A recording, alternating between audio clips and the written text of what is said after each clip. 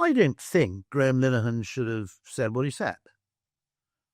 Personally, I don't like exhortation, but I think he's totally entitled to say that if he wants. Or certainly, what would have happened in the 1950s and what should have happened then is someone from the local cop shop rings him up and goes, "Look, Graeme, look, we're not going to do anything now, but just be a bit careful when you do this because we get a load of people who will demand we take action." His opinion, technically what you've done is actually an incitement. Well, maybe it is, maybe it isn't.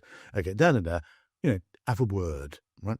But we've become so bureaucratic and legalized that he's met by 5 armed police officers. Now, just to be clear, I'm not denigrating Graeme's physical fitness, but he's clearly not a cage fighter, okay? And secondly, since he's just come off a plane, it's fairly likely that he's unarmed. That level of heavy-handedness is simply completely disproportionate. And what's happened is we have this weird binary world where you can do nothing or you can invoke legal authority, but there are all those glorious evolved mechanisms for dispute resolution which humans have, including humour, for instance, or just having a word.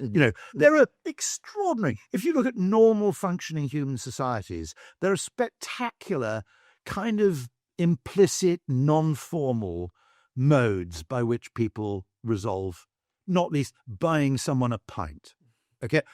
All of those things, which are glorious anthropological gifts to humanity, are being effectively denied to us because the only mechanisms we're allowed to use in solving a problem are economic and legal. And what has happened is government has been entirely taken over by lawyers and economists.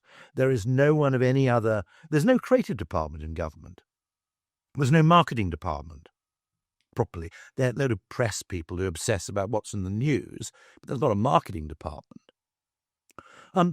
In other words, you have this extraordinary kind of regulatory capture by 2 peculiarly aspergic disciplines, which are really all about winning arguments, not solving problems.